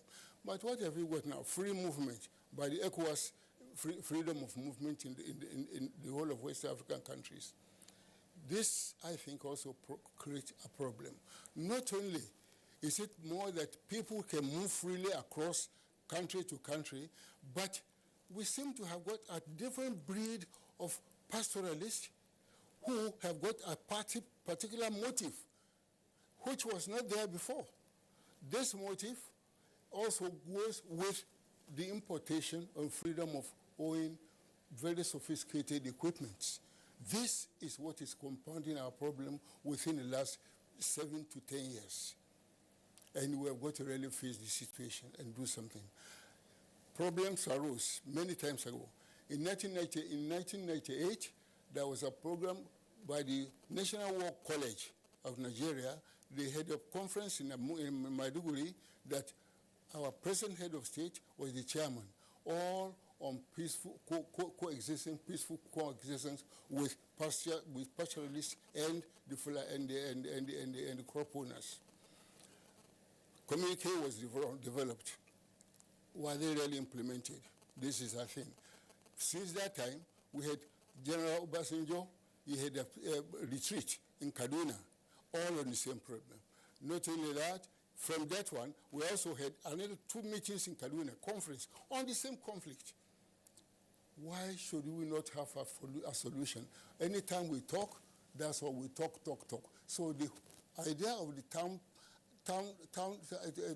meeting or the town hall meeting which we had, I hope, was to make sure that we don't go talk century upon century, but to put something on the practical side so that we can resolve the problem.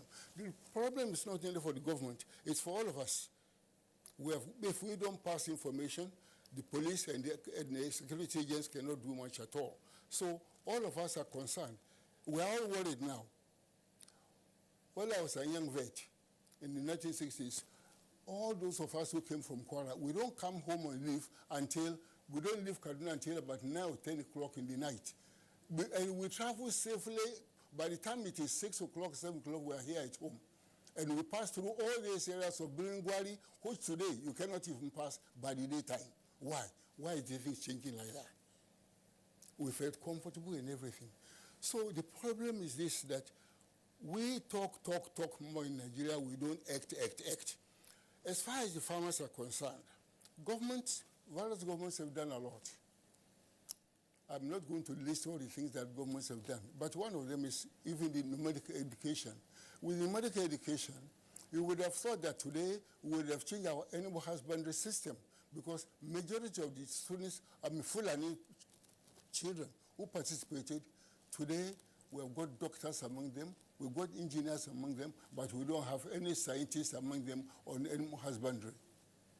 So I don't know whether we should not revise our program and see whether or not we can really tailor our training for this medical training for the youth, so that we can imbibe inside them more of their traditional production system, so that they can be able to go back into that industry very well.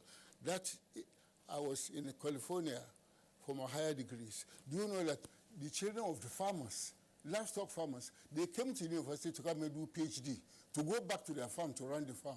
PhD.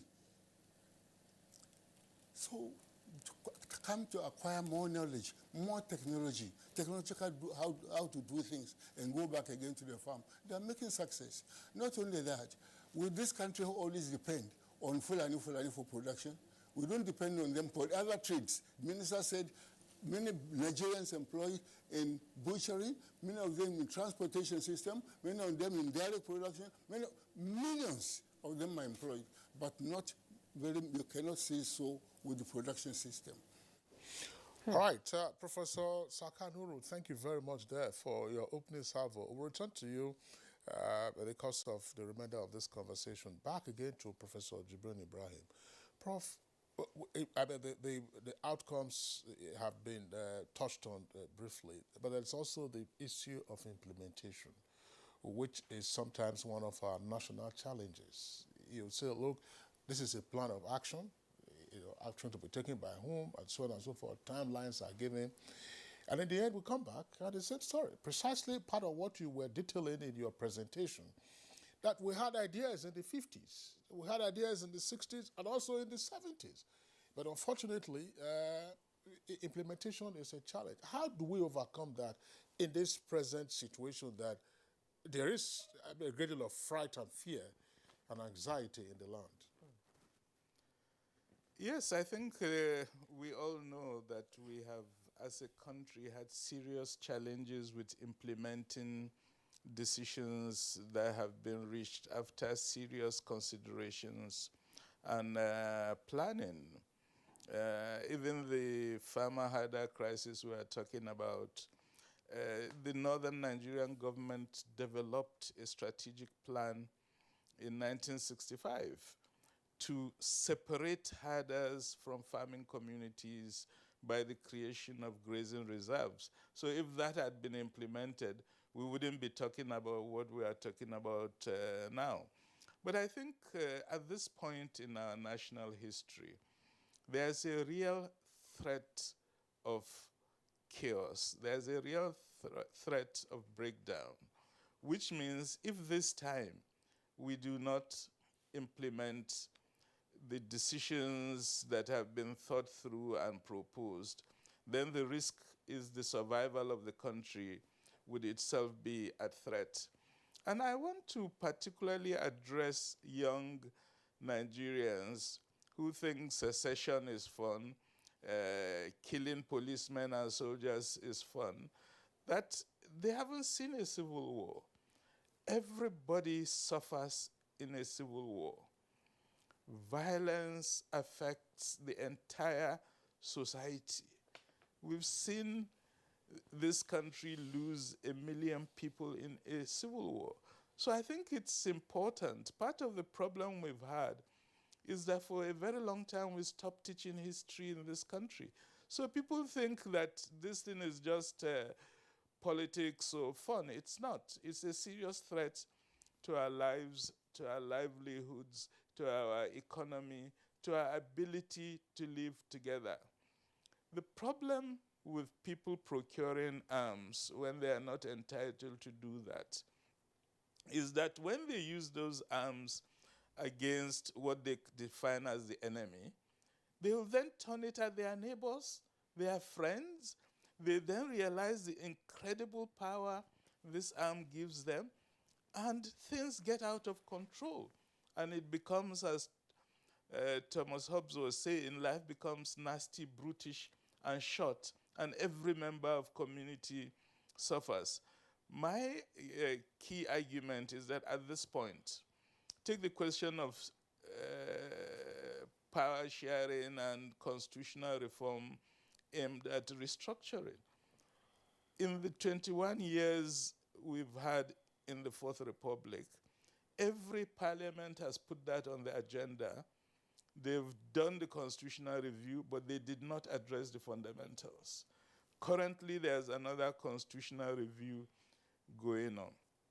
If they think they can once again skip the essentials, the fundamentals, then there's no guarantee that they will continue to be members of that National Assembly, because when things break down, you are not going to have a parliament. You are going to have confusion, chaos, and a general uprising. And that's what we as Nigerians must do all in our powers to prevent. The way to ensure that we move forward is to make sure we do implement these difficult resolutions, but necessary resolutions that have been taken. Everything you've said, Professor Ibrahim Jibrin, boils down to our value system itself. Have we lost it? Has it spiraled down the rabbit hole in this country? I think value system is extremely important, and there's a sense in which we've lost a lot of our values. Look at the Boko Haram insurgency we've had for over a decade now. We've had incidents in which somebody takes a knife and slaughters their own fathers or mothers. It has happened in this country.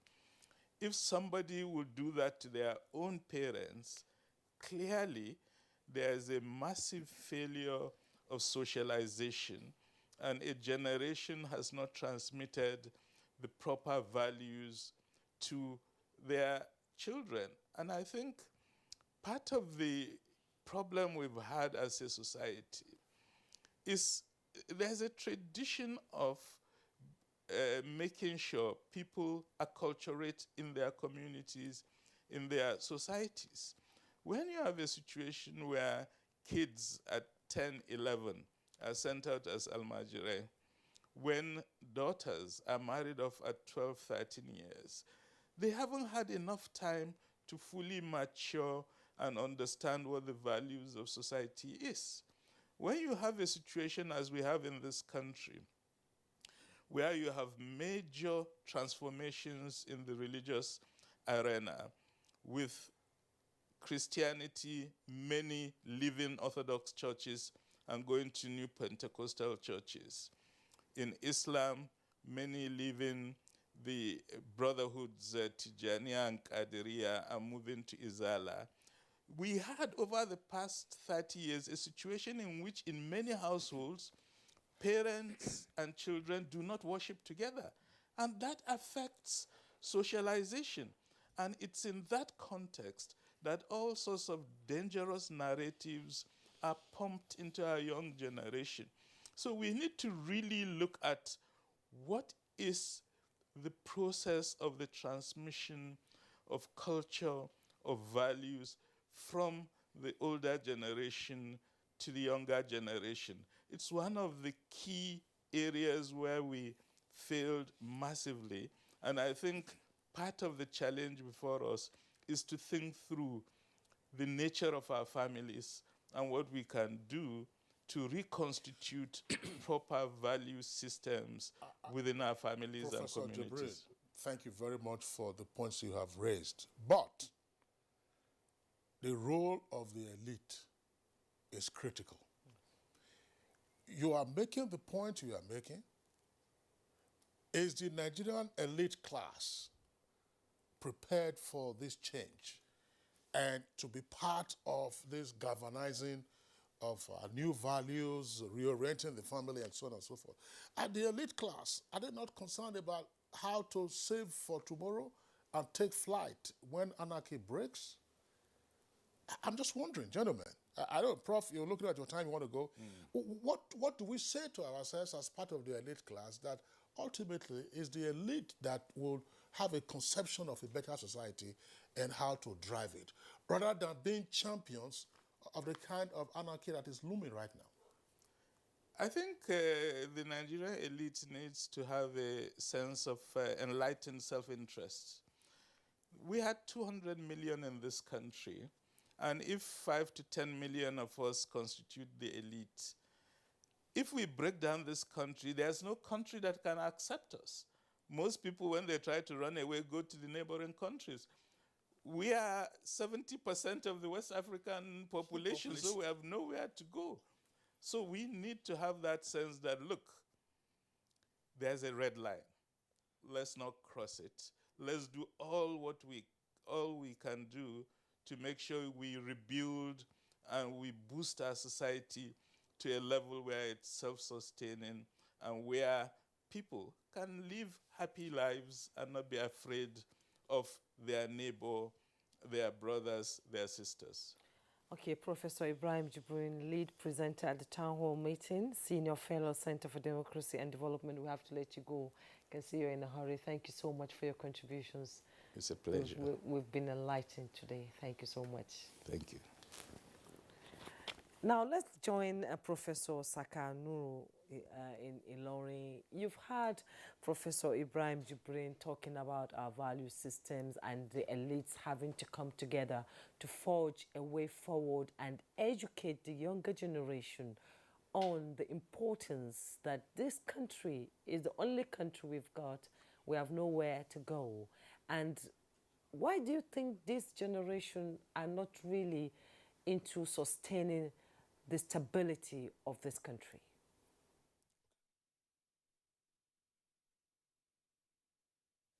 Well, I think that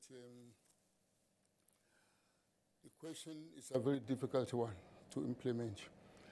But we know that the way some of us who are older ones now, the way we were brought up is completely different from today's, from what they're bringing up their children today. There's no doubt about it. There's no doubt about it. First, you see a couple, Yoruba parents, both of them, from the day old that their child is born, they are speaking English. They don't even talk to that boy up to what for? You see, there's something wrong in the system. If they are speaking English all the time, they want to be behaving like English. They dress them up in English way and watch every word. Now that's where things start going wrong. When those girls grow up, they don't know the value system within the society, within their tribe, so that they can really be able to grow up within that. So this is faulty. Now, elites, we have got a lot to do. First, not only in bringing up our children, but also in giving them good character and be able to live as an example for them to follow us. This, we are failing the nation as a whole. There's no doubt about it. Today, in Nigeria, nearly 60%, I'm not going to say more than that, but nearly 60% of us are married to another tribe. During the conference, I named so many people that are married to other than their own tribe. So already unity is getting among us without anybody forcing us to unite. It's even more strong cohesion than that of NYC that we are talking about. So, and I told them I'm married to Fulani and I'm a Yoruba man. There are many of them that lives on that conference, on that workshop, that are married to other people. This is unity. Only politicians use us if they want to use it to get a post. Then they become Yoruba, then become Christian, then they then become Muslim to get what they want to do. But in reality, I think that we are a united nation. And every day as we go along, we meet in colleges, we meet in university, and we know who we want to be a partner for life. And we are doing that already without being told, with no law telling us to do all that. But when it comes to bringing up our children, as I said before, I think we got elites have got something to do. So the rest of it is left to us. One, the nation is our nation, and the security of the state is the responsibility of all of us. We cannot keep quiet. The agents who are looking after the security, they are not wizards, and they are not witches either. They need information from all of us, elite group. I don't want to go too much, but one day, last 2 weeks ago, when the Kagara affair was going on, somebody wrote in the paper or somewhere that one of the people, the elite who was among the top notch discussing how to rescue the children, was already passing information to the people who kidnapped them, including the amount of the ransom they were going to pay. So they said, the people who kidnapped, they were telling them, look, don't worry, everything you are saying, we know it. Now, that is the elite group, and you are supposed to be making meeting with such people, and you cannot identify them because he hasn't got any mark. So this is it. Among the elite people, we ought to be honest ourselves. We really need to know that we have no other country except this one, and we really have to be dedicated and be honest in whatever we are doing. This money affair, we have learned enough. It doesn't take you anywhere. I'm sure those kidnappers, how much money are they going to use out of what they are claiming? The Fulani who is fighting the Arable farmer. Look at how many animals. He may have anything up to 200, 300 animals. He is a slave to his own wealth. Slave. Because he doesn't ride a car. If he's lucky, he may have a bicycle and a radio only. That's all. So what is he going to do with the rest of the money? All the animals are there. They are supposed to be generating commercial enterprise for him, but no, he is a slave to his animals. So materialism, it doesn't make anything to him at all. But we, elite, materialism. Everybody wants to get money. Everybody wants to get rich. Okay, Professor Sakanuru, thank you very much there. Let's come very quickly to Dr. Garba Abari, Director General of NOAA. You earlier indicated the work plan, as it were, for the implementation of aspects of the resolutions arrived at the town hall meeting. How much of an uphill task is this that your agency is going to face? Because reorientation can be an issue, as I asked the Honorable Minister of Information. When there's a great deal of bitterness and anger and distrust in the land, how do you begin to dilute this so that people don't have a sense to say, look, oh, there's some clarity in this water. After all, you know, we can purify it, and then it becomes potable for all of us. Thank you very much, Kinsley, once again. I think it is, and let's not have two ways about it. It is actually going to be an uphill task. But that notwithstanding, I still believe that there are two issues involved and the two critical stakeholders that will facilitate the easy implementation of all the resolutions arrived at the meeting, at the town hall. One is actually the role and function of leadership. And what I'm talking about is I'm talking about leadership at all levels. I'm talking about leadership at all levels, at national, at subnational, at local government levels, at religious levels, at family levels, and at institutional levels. Now, this is one. Two, there is also the function, while identifying leadership in generic terms, we also look at the role of responsibility bearers. This is very key. Responsibility bearers must have to take more than a passing commitment, you know, to the implementation of all of this, because all of us are now agreed that this country is actually on the edge.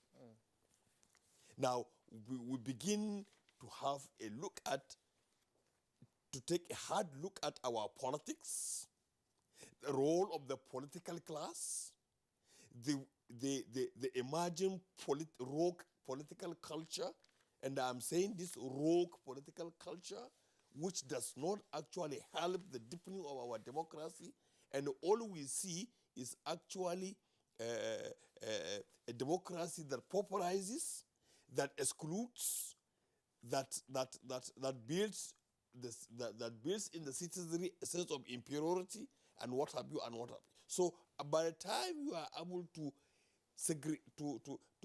aggregate all of this, and the defined responsibilities to identified responsibility bearers, then we begin to look at collectively how to move forward.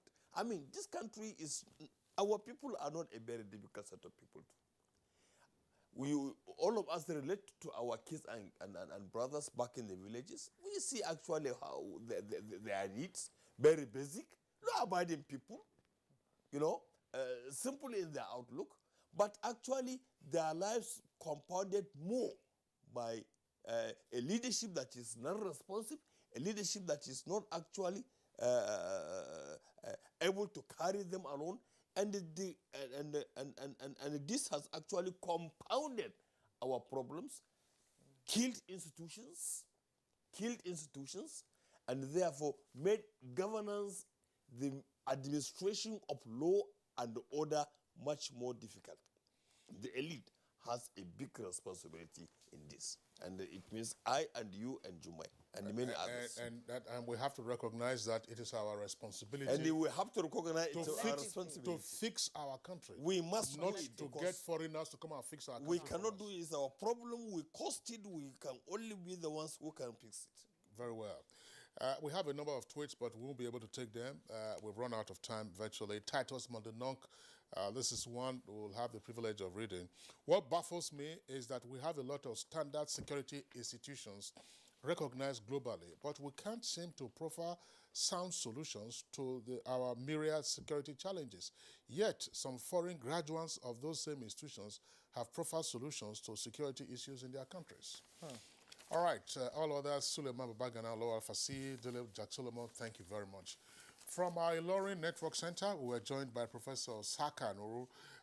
He is a veterinary expert and he was a discussant at the town hall meeting. Senior citizen, Professor Saka Nuru, we appreciate you for being part of our conversation this morning.